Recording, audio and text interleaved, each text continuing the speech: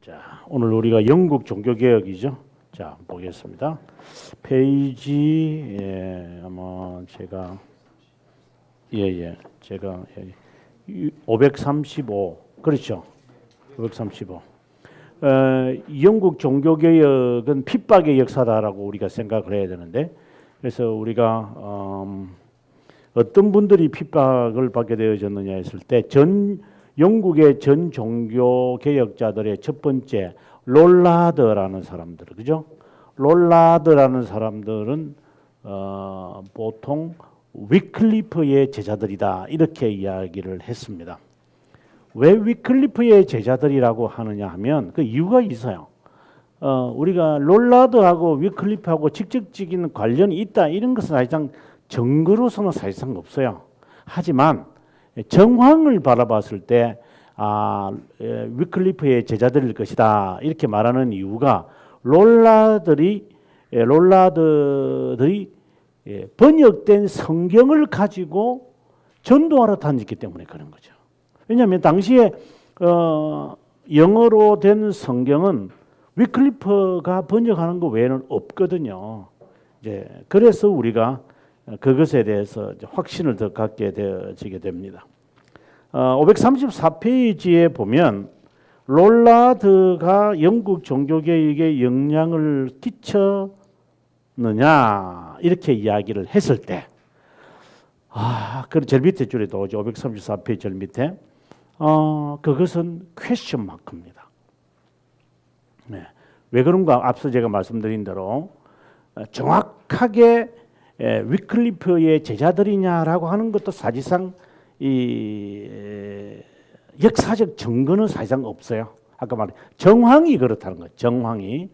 그 다음에 롤라드 시대가 되고 난 다음에 영국의 이 복음의 이야기는 어떻게 본다면은 우리가 마치 그 머리카락이 빠진 것처럼 쑥 빠져 있는 거예요. 그러다가 갑자기 누가 등장하느냐 하면은 토마스 빌리가 딱 등장을 해버리는 거죠. 이제 그러다 보니까 토마스 빌리가 그러면 롤라드에게서 영향을 받았느냐? 그건 아니거든요. 그 다음에 여기에 이제 윌리엄 틴들 이런 사람들이 영향을 받았느냐? 그건 또 아니다. 그렇다면 영국의 사람들이 롤라드에게서 영향을 받아가지고 무엇인가를 해놓았을까? 이렇게 했을 때는 이제 퀘스천 마크를 이제 갖게 되어지는 것입니다. 아무튼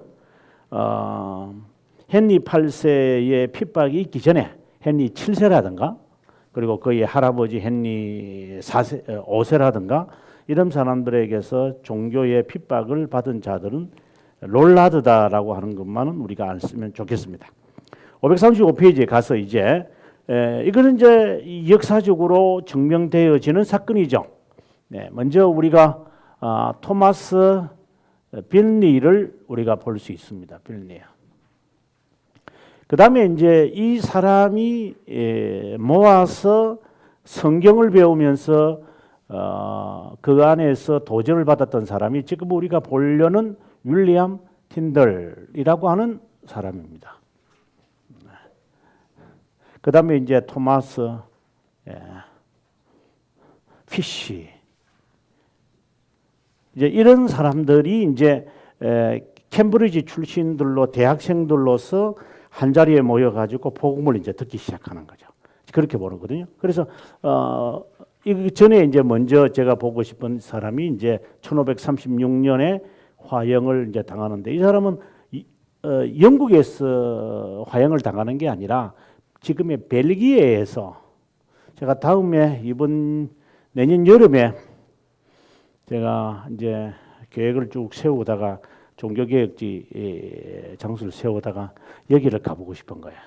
지금까지 가본 적이 없거든요. 그래서 이번에는 조금 파리를 그냥 하루만 딱 보고 파리에서 근처에서 조금만 북쪽으로 가면 되니까 그래서 여기에 화형을 당한 그 장소를 봐야 되겠다 지금 생각을 지금 하고 있어요. 아무튼 윌리엄 틴들은 벨기에에서 죽었으니까 파리가 상당히 북쪽이잖아요. 그래서 조금만 더 이제 파리에서 이제 서북 쪽으로 좀 올라가면 바로 이게 나와요. 베르사유 궁전에서 좀 더 북쪽만 조금만 가면 이게 바로 노이기 때문에 한번 가고 싶다는 생각을 가져봅니다. 자, 그럼 윌리엄 틴더를 보시면 1494년에서 1536년이니까 야, 나이가 42 그래 되죠? 42. 야, 진짜 어린 나이에 죽는 것 같아요. 42에. 자, 이분이 성경을 번역을 할 수 있었던 것은 그 다음 페이지 보게 되어지면은 536페이지에 당시에 6개국어를 능통하게 말했다라고 되어 있습니다. 프랑스, 그리스, 히브리어, 독일어, 이탈리아, 라틴어, 스페인어. 정말 프랑스, 그 다음에 그리스, 히브리어, 라틴 그러면 당시에 유럽의 언어는 다 통달한 것 같아요. 이탈리아어, 라틴어, 그다음에 독일어, 스페인어 이렇게 했다면 그 다음에는 없잖아요. 그러니까 유럽의 언어를 다 통달을 하면서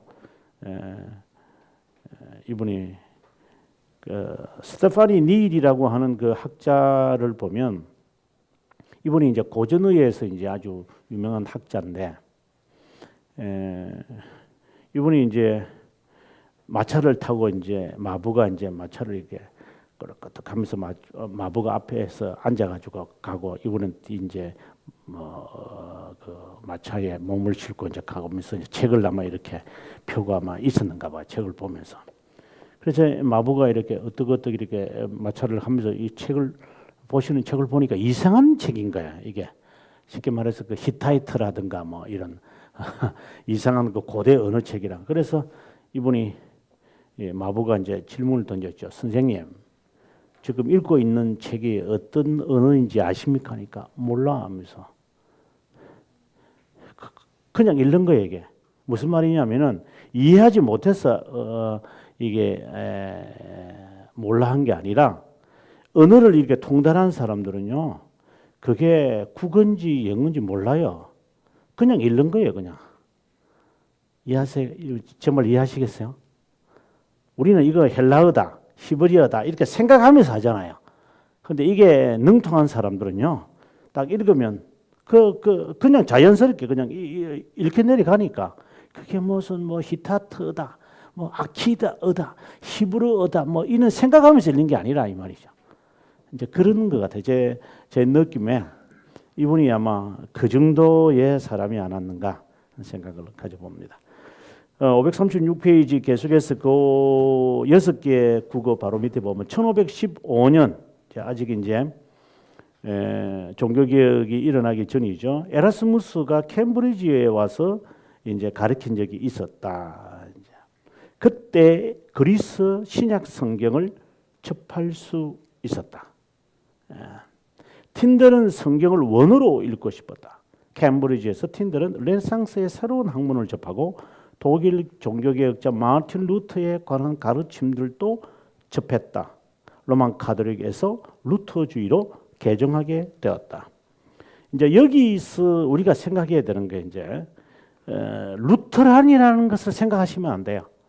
단순히 이 기독교 지금 당시에 로만 가톨릭인데 로만 가톨릭에서부터 벗어나야만 한다. 복음을 접해야 한다는 점에서 우리가 이제 루터주의로 갔다 이렇게 하지. 당시에 그러면은 로만 가톨릭에서 벗어나서 어디로 가겠어요? 어느 사상을 가지겠어요? 그렇죠? 아니 이분이 루터란이기 때문에 루터주의로 간 게 아니라 로만 가톨릭에서부터 벗어나는 길은 그거밖에 없었으니까. 그래서 루터주의로 갔다. 그래서 영국의 종교개혁 나중에 이제 스코틀랜드의 패트릭도 나오겠지만 이분들이 다 그 루터주의로 빠졌다 이렇게 이야기를 하거든요. 그것은 루터란으로 된 게 아니라 로만 가톨릭이라고 하는 이 독재에 그릇된 이단 사상에서부터 벗어났다는 의미인 거예요. 우리가 좀 헷갈리지 않았으면 좋겠다. 그러나 당시에는 루터주의밖에 없었기 때문에 루터주의로 개종했다라고 우리가 역사가들이 표현을 한다는 것입니다. 그 다음에 이제 중간 정도를 보시면 루터파 가끔 왈시 경의 집에서 영국 각처에서 온 성직자들이 모이는데 틴들은 그들의 궤변들과 외식들을 목격하고는 너무나 성경의 가르침과 동떨어진 그들이 역겨워 틴들은 설교를 통해 고위 성직자들, 수도 원장들, 수도사들을 비판하였다. 여러분이 이해하시겠죠? 예. 거드름 피우고 정말 쉽게 말하면 이제 이런 거죠. 지난번에 내가 헨리 8세의 항상 그 옆에서 이렇게 활동을 했던 사람 가운데 한 명이 이제 울시라는 사람이 있다 이랬거든요. 또 뭐 나중에 이제 찰스 같은 경우에는 이제 로드 경이 이제 등장을. 항상 이렇게 왕이 있으면 그 오른팔이 있어요. 이제 이런 사람들 같으면 사람들 앞에서는 당나귀를 타고 가는 거야. 와, 그러니까 사람들이 굉장히 겸손하게 보이죠. 이런 당나귀를 타면서 추기경이 빨간 옷을 입고 도닥 두고 다니까 예수님 이렇게 이제 그러다가 이제 자기 집 앞에 딱 오면은 이게 동전을 쫙 뿌려요. 그러면 사람들이 막 기다렸다가 막 동전 막 받고 어떤 때는 금전, 은전 막 받는 거예요. 자비로우십니다. 그래가지고 대문에 딱 들어가자마자 황금마차를 타고 자기 집으로 자기 이제 침실로 가는 거야. 그래 가면 또 아내가 기다리고 있어. 전혀 모르는 거지 밖에 있는 사람은. 이런 그 이중적 그 삶. 그래서 지금 궁궐에 와가지고 왈시경에서 이분이 이제 같이 거하면서 가정교사로 이제 거하면서 이러한 신부들이나 지도자들이 모여가지고 하는 이 뭐 여러 가지 좋지 못한 관습, 관행, 은행 이런 걸 바라보면서 이제 마음에 역겨움을 이제 가졌다 하는 그 말입니다.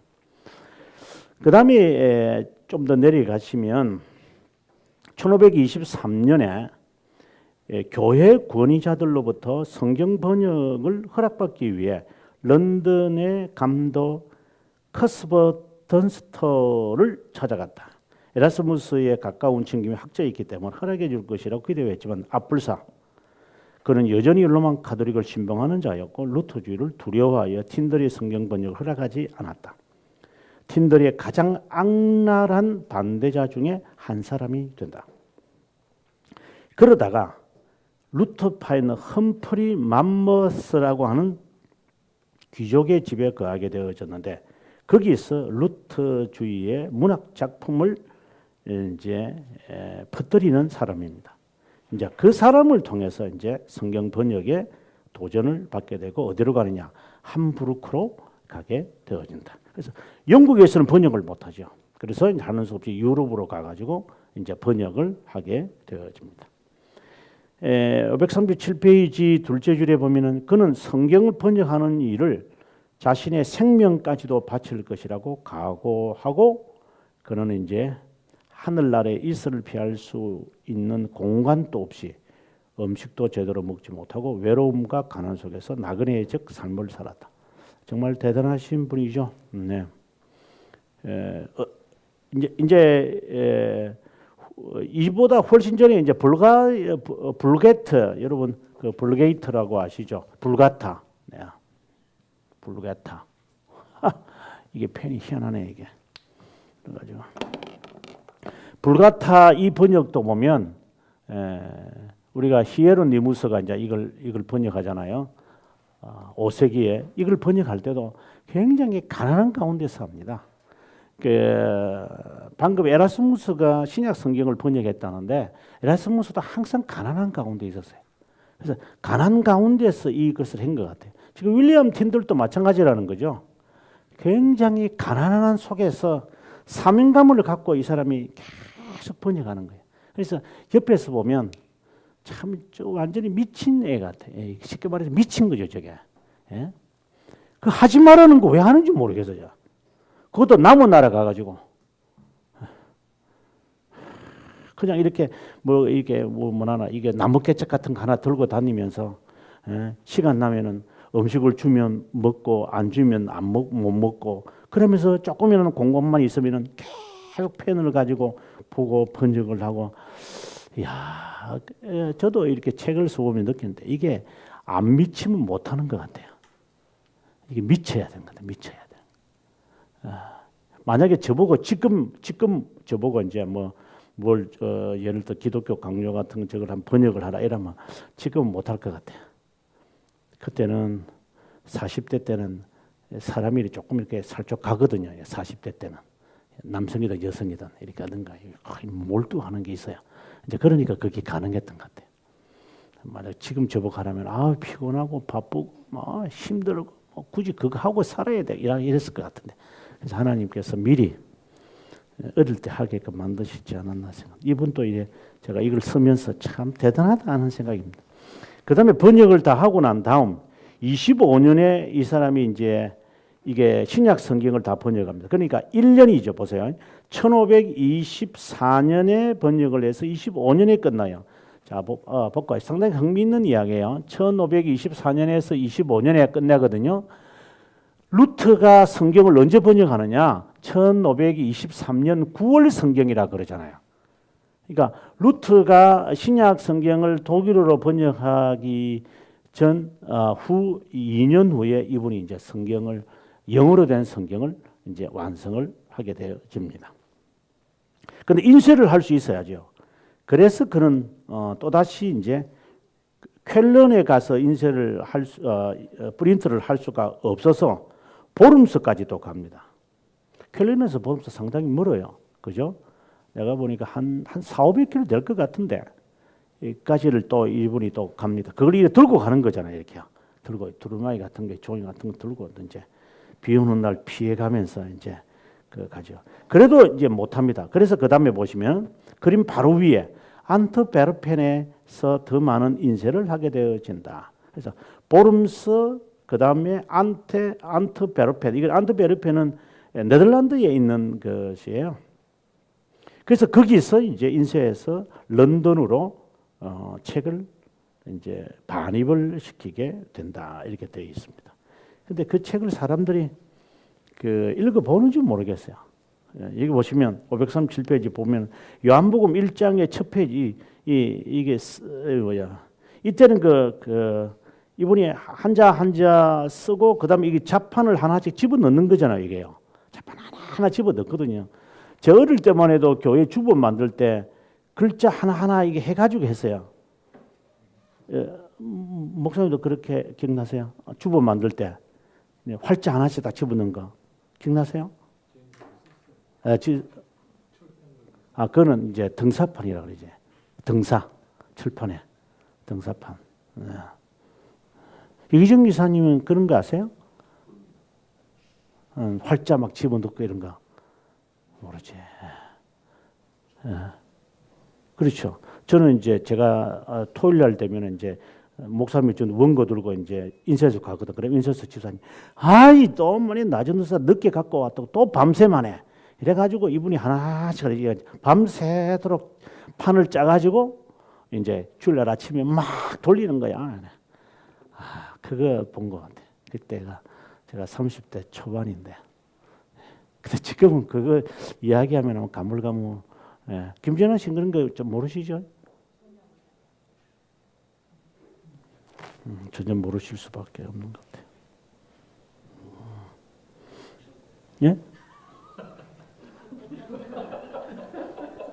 박두환 지사님도 기억나세요? 활자판. 그럼 모르시구나. 이게 그렇죠. 제가 중고등학교 때 등사를 해요. 등사. 손을 하고 하죠. 그 기억나세요? 이제 그거 지나고 나니까 이제 활자판들을 이제 그때 당시에는 전부 다 등사거든요. 등사. 이게 초종이에다가 칠판 딱 깔고 글자 탁 쓰고 그거 잘 쓰는 사람이 있어요. 그거. 그랬어요. 저도 이거 잘 쓰거든요. 그래서 쫙 그래가지고 만약에 잘못해가지고 종이 찢어지면 촛동 가지고 싹 붙이가 다시 딱 쓰고 이제 이런 이제 그 시절이 참 그립네요. 지금 생각하면 이제 교회 준삼층 올라가가지고 지금 예배 드리기 전에 5분 전이야 막 안 만들어 막 이러면 막 위에서 알았어요 하면서 위에 이제 유리창을 바라보면서 이제 막 해가지고 했던 그 어린 시절이 그래가지고 손이 시큼해가지고 막 이제 성도들한테 나눠주고 그러면 그게 또 이게 안 말라서 옷에 묻어가지고 또 손에 묻어가지고 사람들이 이 뭐야 이게 이러면 이거 방금 해서 죄송합니다 이러면 하고 그 냄새가 또 나 이게 또 이제 그런 그 시절이 있었는데 이때는 뭐 그보다 더 했겠죠. 그잖아요.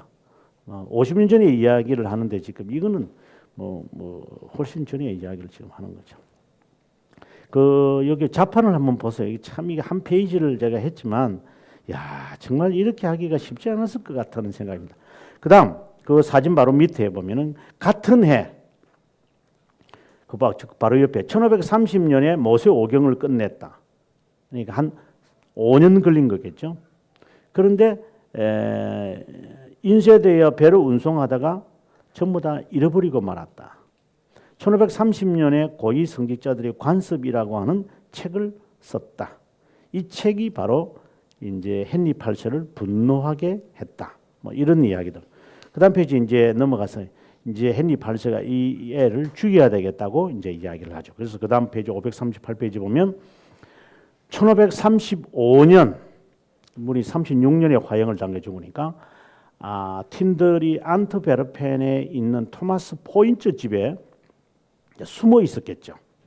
그런데 현상금을 걸었기 때문에 헨리 필립스라고 하는 사람이 몰래 찾아가서 자기가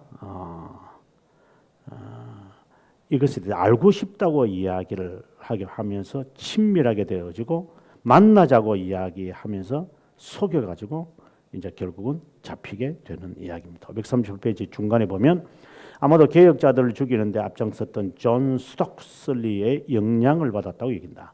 스톡슬리는 토마스 모어와 친분을 가진 자로서 가끔씩 필립스에게 재정적 도움을 준 자다. 필립스는 반 프로테스탄트주의의 중심지며 안트베르펜 근처의 루뱅 대학교는 로만 가톨릭 대학으로서 유명합니다. 입학하여 자신의 부를 자랑하며 영국 엑스티에서 성직록을 받는다고 자랑하고 루터주의를 증오한다고 말하면서 그는 영국 상인들의 보호를 받고 있는 틴들에게 미끼를 던졌다. 포인츠는 가끔씩 상인들을 초청하여 식사를 함께하는 가운데 틴들도 상인들 가운데 한 사람이었던 필립스와 여러 번 만나 식사하게 되어 그를 사귀게 되었다. 틴들의 보호자며 그가 거기에 있는 포인트 집을 알게 되었다. 포인츠는 그가 새로운 인물이라 신뢰하지 않았지만 어진 틴들은 그렇지 않았다. 1535년 5월 포인츠의 출타를 틈타 헨리 필립스는 틴들에게 와서 외식하자고 이제 밖에서 이제 식사하자는 거죠. 밖으로 나가 산보를 제안했다. 어두운 샛길로 틴들을 데리고 가서 악당들에게 어려움을 당하도록 했고 미리 준비된 함정으로 그를 붙잡아서 결국은 공직자들에게 넘기게 됩니다. 그의 제목은 여기 보면 첫 번째 이신칭의를 주장한다. 두 번째 죄용서를 믿는 것과 복음에 제시된 자비를 받는 것으로도 구원을 받는다고 주장한다. 세 번째 인간적 전통들을 모르는 경우에는 어쩔 수 없지만 전통들이 양심을 묶을 수 없다고 확언한다. 넷째 자유의지를 부인한다. 연옥설을 부인한다. 동정녀는 성자들이든 자신들을 위해 기도하는 것이지 우리를 위해 기도하지 않는다고 확언한다. 동정녀든 성자들이든 그들에게 기원하지 않는다. 완전히 비성경적인 것들을 그가 지적을 했는데도 이것이 죄가 되어 가지고 빌보르데 성에 1년 135일을 춥고 칠흑같이 어두운 곳에서 1년 3개월, 4개월을 그는 거하게 된다라고 되어 있습니다. 그때 그가 너무 괴로워서 보낸 편지가 있습니다. 빌보르데 감옥에서 보낸. 이 독방에서 나는 정말 머리가 쓰릴 정도로 춥습니다. 계속적인 카타르로 인해 이 말은 이제 아마 이 탄광에서 있는 그 있잖아요. 골타르 같은 이런 데서 오는 기름 냄새로 인하여 고통을 받고 있습니다. 추위, 고통과 추위는 날로 더해집니다.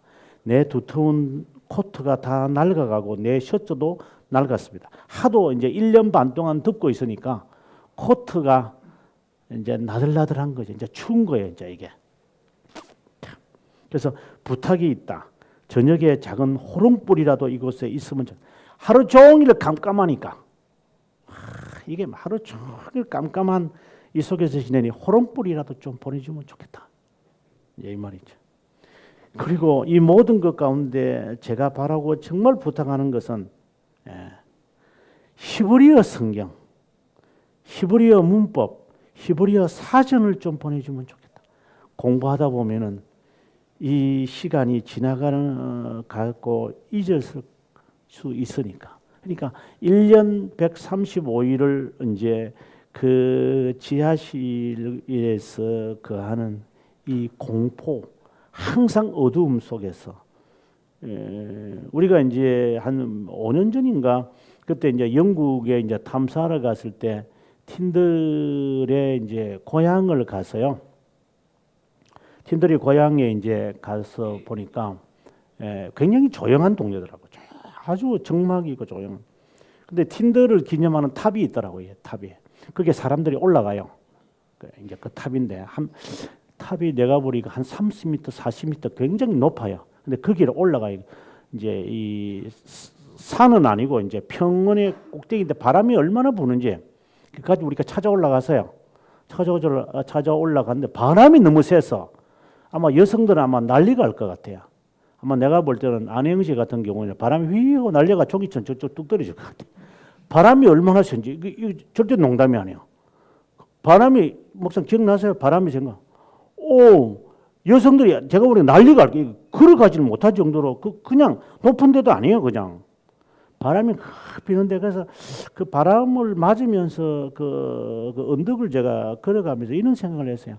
왜 외국인들이 이런 바람이 센데 저렇게 탑을 세워가지고 우리를 이렇게 고생을 시키는가 이런 생각을 했는데 그때 딱 생각이 드는 게 이런 센 바람에서도 불고리의 의지로 했는 것인가 이런 제 생각이 좀 들긴 들었죠. 그래서 그 동네를 이렇게 쫙 이제 돌려면 조용한 이제 이게 마치 우리나라 그 제천이나 이런 이제 강원도 정도라고 생각하면 돼. 동네가 탑이만 쫙 아름답게 쫙 보여. 멀리서도 처음에 멀리서 볼 때는 조그만해요. 조그마한 탑이 이제 꼭 요래 생겼거든요. 꼭 요래 생겼어. 이렇게 요 출입구 요만하고 여기 사람이 올라가요. 이렇게 또로로 올라가요. 근데 나는 겁이 나서 못 올라가겠더라고. 이 바람에 이렇게 휙휙 날릴 것 같아서. 근데 그래도 올라가는 사람이 있긴 있어요. 그리고 이 언덕을 이제 여기까지 올라가는 거죠. 꼭 요래 생겼어. 멋있어요. 등대처럼. 이 산 중턱에 이게 우뚝 솟아가지고 어떻게 진짜 멋있게 지었다. 내가 윌리엄 틴들 멋있다 내가 생각을 했어요. 근데 이제 하나 재미있던 게 이걸 보기는 봤는데 어디로 올라가는 길을 모르겠는 거예요 이게 이제. 그래서 갔다가 왔다가 하다가 이제 길을 하나 찾았어요. 그래가지고 이제 열심히 올라가서 이제 여기 이제 도착을 이제 한참 올라갔죠. 한 20분 30분 막 그냥 언덕을 하면서 올라가서 이제 여기 기억이 지금도 생생하네요. 바람이 이렇게. 우리 어릴 때 그 노래가 있잖아요. 바람 부는 날이면 언덕에 올라 둥근 나를 바라보며 웃는 분들은 불러봤다는 거고 통기타 시대고 이제 50세 이하는 이게 뭔 노래인지 모를 거라고. 국녀 준사님 이 노래 아세요? 그래 이게 모르는 그래 이게 50이 넘어야 되는 거야. 뭐 목사님 아시죠? 한번 예?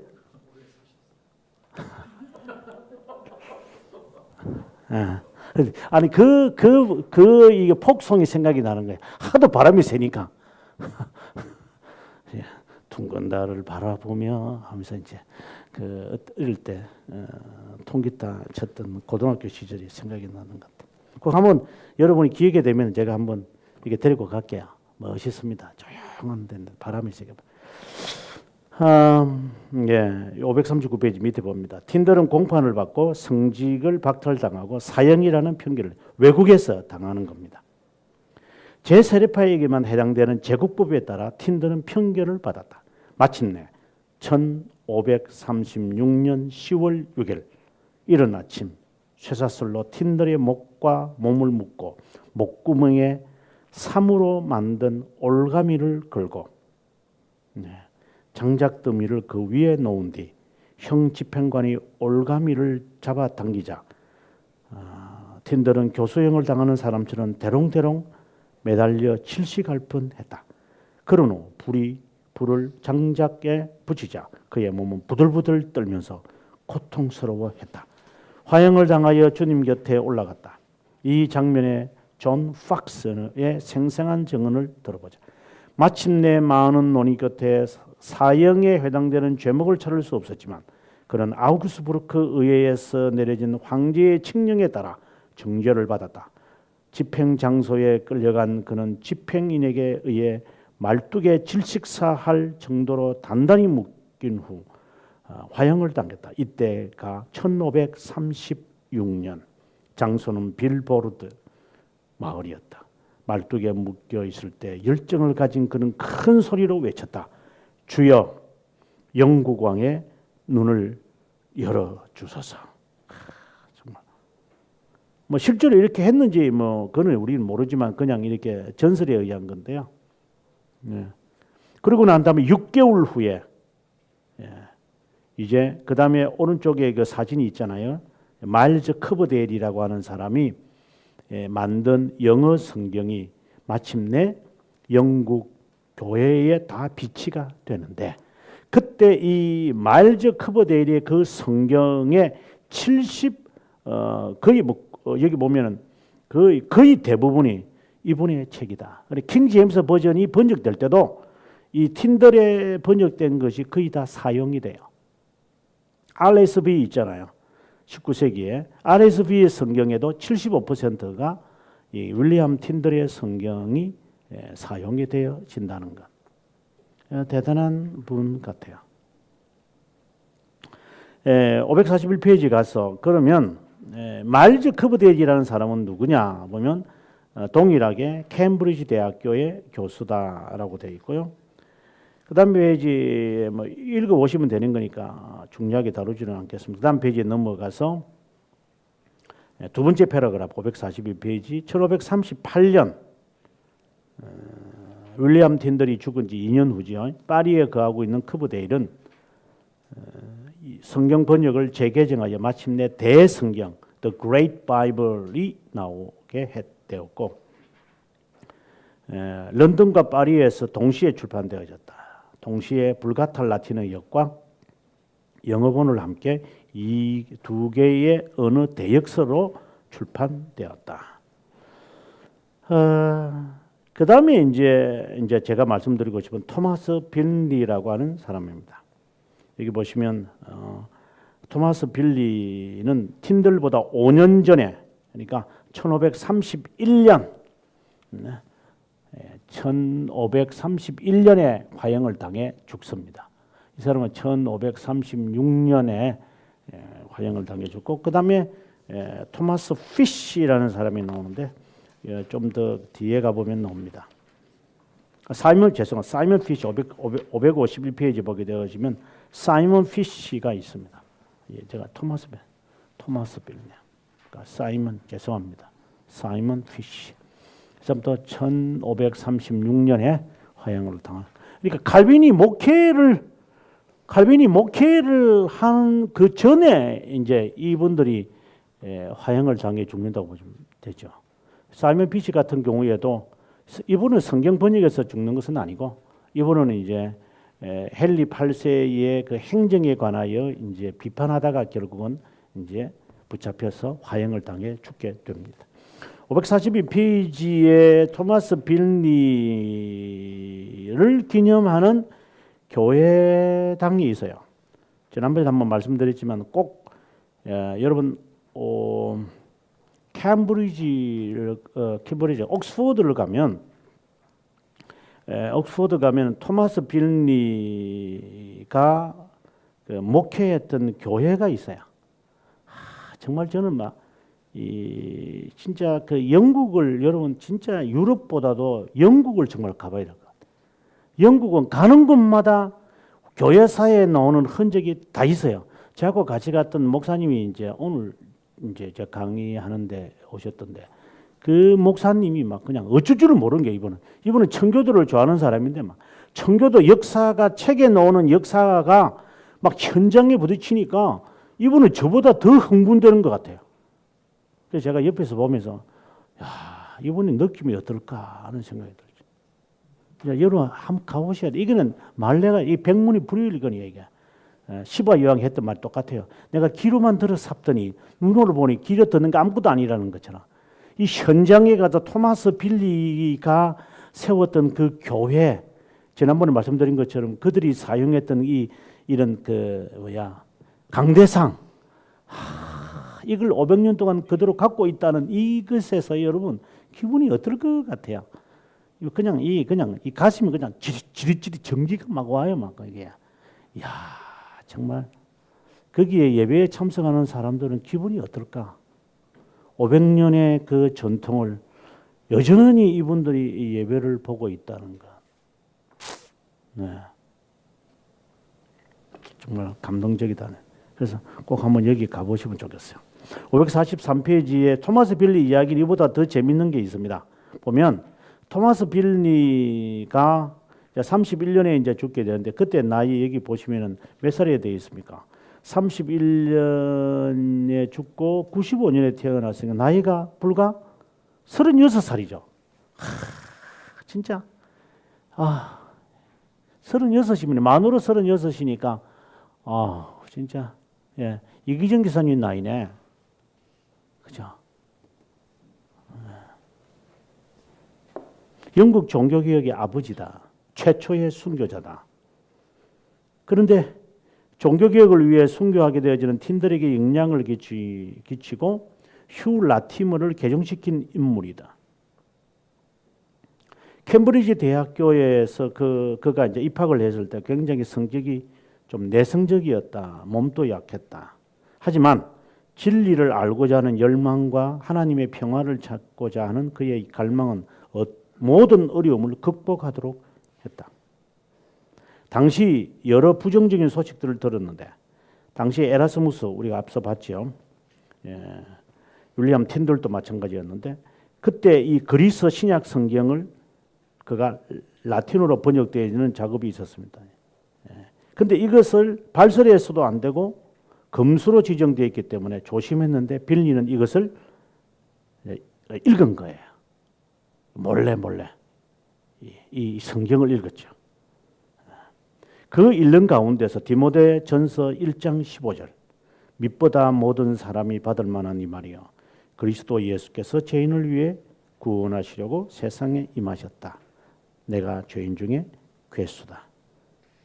여기에서 이분이 이제 감동을 받아 더 이상 이 사람이 진전을 못해요. 딱 스탁이 딱 돼버리는 것 같아요.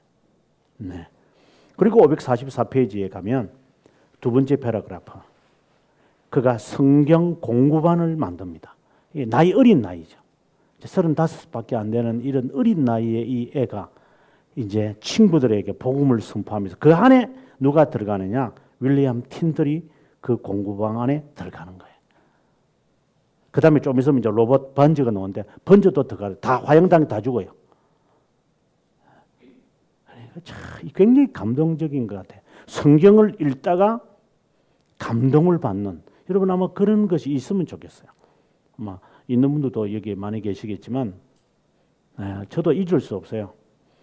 그때 제가 21~22살 때 그 체험을 제가 상당히 많이 했는데 그때 성경을 막 통독을 그냥 그때 제가 그런 말을 한번 했죠. 제가 1년에 성경 8번 막 읽을 때 그래서 2년 만에 성경을 제가 20번 읽었을 때가 있었다고. 그때 성경을 읽는데 빌립보서 2장을 읽는데요. 막 그냥 막 눈물이 나가지고 막 너무 막 이거 막 제가 이게 뭐 여기에 무슨 수도꼭지 드러난 것 같아요. 성경을 못 읽어서 읽으려면요 눈물이 막 쏟아져 나서 이게 눈물 때문에 이게 굴절이 되니까 이게 시선이 성경 못 읽겠다. 닦으면 눈물 흐르고 닦으면 눈물 흐르고 그때는 휴지도 크리넥스도 없었어요. 그때는요. 크리넥스 있었겠어요? 제가 20살 때. 그것도 없는데 그냥 이 수건이 있다가만은 수건이 있잖아요. 수건이가. 여기서 풀고 이제 순서대로 풀어야 돼요. 그 머리 가다 보면 이게 몇 개 버리니까 그러니까 여기서 조금 풀고 여기 조금 풀고 그러니까 접었다가 또 풀고 그걸 하나 다 적실 정도로 제가 성경을 읽는데 너무너무 감동되는데 여러분 한번 당해보셔야 돼요. 진짜 이 가슴이 막 불이 와요. 불이 그냥 붙어 그냥 불이. 네. 아마 이제 이 토마스 빌리를 이해해요. 아마 이 경험하신 분들 계실 거예요. 네. 계속해서 볼까요? 29세에 산채로 화형을 당한 존 프리스, 윌리엄 틴들, 이 사람들이 다 이 안에. 그 다음에 더 나아가서 당시에 그 캠브리지의 그 최고의 학자였던 라티머까지도 변화시켜 버린다. 여기 보면 544페이지에 보면 어느 날 빌리는 사제인 휴 라티머에게 자신의 고백을 들어주기를 제안했다. 라티머는 그의 고백을 신경을 써서 경청했다. 단순하게 고백하는 빌리의 말을 듣게 되면서 성령의 예리한 검은 캠브리지의 골리앗과 같은 라티머의 마음을 정복했다. 교만했던 라티머의 마음은 따뜻한 봄날을 맞아 눈사람처럼 녹기 시작했다. 이제 사제가 고백하게 되었다. 자신이 얼마나 교만했는지를 알고 눈물을 펑펑 쏟으며 회개했다. 이렇게 개종한 라티머는 후에 종교계에게 사도라고. 나중에 휴 라티머도 1553년에 이제 화형을 당해 죽죠. 네, 정말 언젠가는 다 이러는 분들을 다 만나고 싶어요. 이 성경을 읽으면서 감동을 받아서 같이 이 화형을 당해 죽는 멋있는 것 같아요. 544페이지 밑에 봅니다. 그는 공개적으로 이제 나이가 32살이죠. 공개적으로 복음을 전파하기로 마음을 먹고 그는 앙글리아 그러니까 완전 동남쪽이죠. 이제 캔터베리가 있는 그 동네인데 여행을 떠났다. 그러다 잡히죠. 뭐. 당연히 잡힐 수밖에요. 545페이지 보면 검거되었다. 그리고 소환되었다. 포기하든지 아니면은 화형에 죽든지. 팀들의 적이었던 커스버드 턴스톨 바로 이 사람이 빌리의 공판을 맡았다. 결국은 그가 죽음 때문에 그는 자기 신앙을 철회합니다. 철회하고 난 다음에 풀어줄 줄 알았어요. 근데 안 풀어주는 거야. 그래서 그 사람이 내가 판단을 잘못했다. 이렇게 해가지고 감옥 생활을 하게 되어집니다. 그때 시편 51편을 그는 이제 라틴어로 이제 읽게 되어집니다. 그때 11절, 15절 나를 주 앞에서 쫓아내지 마시며 이게 이제 그가 철회했다는 그 가책 때문에 그런 거예요. 하나님 정말 죄송합니다. 이 말이죠. 내가 가룟 유다가 아니라 내가 베드로처럼 당신을 내가 부인했습니다. 이제 그러한 회개의 기도 같아요. 제일 밑에 보면 지하 감옥에서 2년 동안 거한 후에 31년에 그는 제일 밑에 줄 노프에 가서 복음을 전하면서 과거에 자신이 처리한 것을 다시 전한다고 회개하는 마음으로 복음을 더 뜨겁게. 자, 2년 후에 이분이 이제 석방되고 또 전도하다가 이제 갇히게 되어졌다. 이 말이 되는 겁니다. 546페이지 이제 사진이 있죠. 이제 감옥에 이제 두 번째 갇힌 겁니다. 순교하기 전날 밤 셋째 줄 빌리는 매우 흥분되어 있었다. 마지막 음식을 먹은 후 빌리는 조용히 일어나 호롱불에 자신의 손가락을 넣어 보았다. 친구들에게 건네는 말이 떠올랐다. 내 육체만 불태워질 것이네. 내일 하나님의 지팡이가. 친구가 호롱불에 이렇게 불 들고 있으니까 야 그거 너 손 타지 않느냐 이렇게 하니까 이 사람이 하는 말이야. 내일은 내 온몸이 불탈 건데. 자, 이런 거죠. 내가 이걸 견딜 수 있을까? 이제 그런 거죠. 내일 내가 정오되면 다 탈 텐데. 그때 그가 이사야 43장 2절을 기억했다. 내가 물 가운데 지날 때 내가 함께 할 것이라. 아마 이런 것 같아요. 제가 순교의 일을 제가 많이 쓰면서 느껴지는 게 있어요. 네. 이분들이 순교할 때의 그 글들을 제가 야누서 할 때 그런 말을 했는데, 야누서도 순교 당하기 전에 그가 썼던 편지들이 있거든요. 그다음에 우리가 신앙 고백서 기도 더 브레가 순교하기 전에 어머니와 자기 아내에게 보내는 편지가 있어요. 순교를 앞둔 사람들이 이 자세. 근데 그 사람들은 이제 지금 불이 눈앞에 보이는 불은 굉장히 두려운데 이것을 불탈 때 주님이 함께 한다는 사실을 이 사람들은 확신한 것 같아요. 나는 그게 너무 고마운 것 같아요. 그러니까 그 주님이 함께 한다는 이 기쁨이 이 화형 속에서 당하는 고통보다 더 큰 거예요. 그래서 이 사람들이 그걸 이겨낼 수 있는 거예요. 저는 그 환희라 그러잖아요. 환희, 블리스라 그러잖아요. 영어로. 이 환희에 이 차에서 이제 내일이면은 이 세상을 떠나서 주님을 만난다는 이 벅찬 이 감격에 여러분 정말 우리 이런 거 정말 갖고 싶어요, 진짜. 예. 547페이지가 보면 이제 그의 공부할 때 같이 했던 이제 로버트 반즈라고 하는 사람. 이게 보면 수도 원장이라고 그랬잖아요. 수도 원장으로 이제 있었던 사람입니다. 이제 이 사람도 이제 바뀝니다. 제 밑에 줄여 볼까요? 547페이지. 대학교에서 적재자들과 동조하는 학생들 사이는 반즈는 독일, 흰말, 여기서 흰말 독일이라는 것도 독일 애들이 피부가 희니까 그래서 흰말이라고 불렸거든요. 그러니까 조롱 섞인 말이죠. 그 본명을 이당성 있는 프로테스탄트 독일인이라는 욕설이다.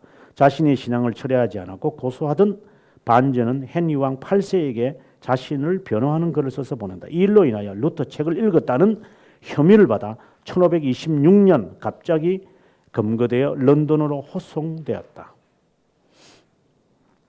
그 다음에 이제 548페이지 가보면 반즈가 이제 자신의 그 죄를 지적하는 사람들에게 하는 대답입니다. 정말 멋있습니다. 내 양심에 따라. 이는 이제 루트도 이런 말을 하고 야누스도 이런 말을 하는데 내 양심에 따라 성경에서 말씀하시는 진리 외에 아무것도 말하지 않겠다. 반즈가 저 밑에 줄에요. 자신에 대하여 변호했던 항목들의 내용을 제가 이렇게 쭉 제가 설명을 좀 하고 있습니다만 보면 기독교인들은 하나님을 섬길 때 어떤 날이라도 주일이나 거룩한 날과 동일하게 취급해야 한다. 어느 누구도 이단이라 고소받을 만한 것을 두려워하여 복음 전하기를 두려워해서는 안 된다. 이단자들을 동시적으로 처형하는 것은 복음에 참된 순교자를 만드는 것이다. 성경은 교회 공직자들이 일시적으로 소유해야 하는 것이 아니다. 감독들이 주장하는 사도적 개성은 부유한 자들처럼 유다에 따른 것이지 복음에 따른 사도들이나 설교자에 따르는 것이 아니다. 설교로 자극을 받는 사람들은 그 설교가 참되다고 마음으로만 알았던 바리새파였다. 지금 현대 교회에 딱 들어맞는 이야기예요. 감독들과 고위 성직자들은 나귀를 탔던 거짓 선지자 발람을 뒤따랐다. 고위 성직자들은 바알보올이라는 불리는 우상을 세웠다. 그리스도의 종들이 그저 베푸는 복들을 돈을 받고 판 것이다. 감독들은 반페니밖에, 이거 반페니라는 것은 1페니의 그 반쪽짜리, 아주 가치 없는 거죠. 가치 없는 축복을 가지고 나눌 것이다. 면죄부 판매는 사기적 행위다. 감독들은 감독관을 쓰고 반지를 끼고 다니면서 가난한 자들에게 아무것도 베풀지 않는다. 그들이 끼고 다니는 것은 유대인들의 감독들의 관습에서 나온 것이지 예수님으로부터 나온 것이 결코 아니다. 감독관이 달린 두 뿔은 이제 모자가 그렇잖아요. 로마를 의미한다. 악마를 의미한다. 그들은 지팡이를 지니고 다니지만 양떼를 이끄는 목자들이 아니다. 보면 교황도 보면 이게 무슨 이게 지팡이 같은 거 들고 다니니 꼭 그 목자를 상징하는 거. 그걸 빈등대고 하는 말이죠. 지팡이는 달고 다니는데 그거는 양떼를 위하는 지팡이는 아니죠. 결국 화형을 당하게 됩니다. 549페이지 제일 밑에 존 프리스 33년, 그러니까 그의 나이 30살, 굉장히 어린 존 프리스.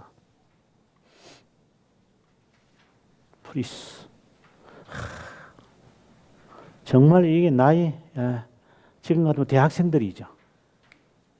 대학교 4학년 아니면 신대원 1학년, 세상 모르는 그런 애들이 복음을 받아들이고 변화를 받고 화형을 당하는. 550페이지 보면 그가 이제 썼던 책들이 밑에 나오거든요. 기독교 독자들에게 주는 권총. 네. 적 그리스도에 대한 계시. 이제 그리고 교황들의 그리스도와 교황의 비교, 뭐 이런 글들. 또 저 밑에 보면 토마스 모어에게 보내는 답변. 하여튼 대단한 것 같아요. 이 굉장히 똑똑한 애들인데 그때 당시에 네. 성경을 강조하고 551페이지 이제 보시면 셋째 줄에 성경을 강조하고.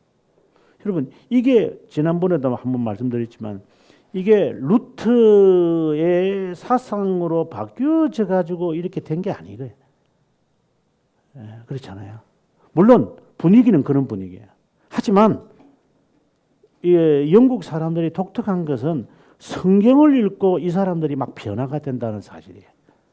번역을 하거나 감동을 받거나 그래서 스스로가 복음을 전도하다가 결국은 헨리 8세에게서 전부 이제 화형을 당해 죽는 것이다. 551페이지 밑에 사이먼 피시도 마찬가지고요. 그다음 페이지가 뭐 552페이지에 이제 사이먼 피시의 화형을 바라보는 토마스 모. 토마스 모가 이 사람을 붙잡아서 이제 화형을 시키는 일을 되겠죠. 그럼 이 사람들의 제목이 뭔가 밑에 볼까요? 552페이지 밑에 로만 카톨릭이 연옥설을 주장하면서 죽은 자를 위해 기도하라는 하나님의 말씀을 찾을 수 없다고 했다. 면죄부 판매에 관해서도 공격했다. 연옥이 있다면 물질을 받고 용서할 수 있는 교황이 한 영혼이라도 건질 수 있다면 그는 물질 없이도 건질 수 있을 것이다. 만일 한 사람을 구원한다면 1000명이라도 구원할 수 있을 것이다. 하지만 그는 잔인한 군주로서 그들을 옥에 가두고 놓고 돈을 착취하고 있다. 자, 이런 글을 써서 결국은 이분이 화형을 당하게 됩니다. 여기는 제가 쓰지는 않았지만 이게 이제 영화로 나온 것을 제가 뭐 동영상을 제가 아마 인터넷에 유튜브에 아마 떠 있을 거예요. 토마스 모가 질문을 하죠. What's your name? 토마스 모가 질문해요. 이때 이 사람이 대답하는 말이 영어로 이제 영어권이니까 I am 이제 그 잉글리시로 이제 대답을 I'm Christian man 이렇게 나는 기독교인이다. No. What's your name? No. My name is Christian man. 나는 기독교인입니다. 내 이름이 이게 사이먼 피시라는 게 아니라 나는 기독교인입니다. 이런 것이 굉장히 그 동영상을 보면서 굉장히 감동적인 것 같아요. 이제 다음 시간에 우리가 헨리 8세가 이제 어떻게 이런 잔인한 군주인데도 종교개혁을 결국 하나님이 사용하시는 도구가 되었을까 하는 이야기를 다음 시간에 하도록 하겠습니다.